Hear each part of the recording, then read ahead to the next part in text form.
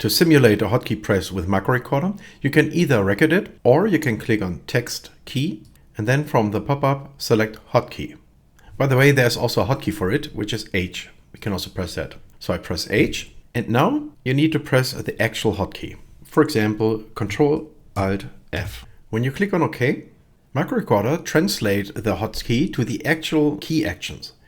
So it begins with the key down of the Control key, then of the Alt key, and then while keeping these keys pressed, it performs the key press F and then releases the modifier keys Alt and Control again.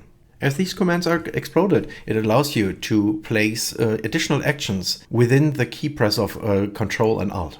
So while they are pressed down, you can also add, for example, a mouse click.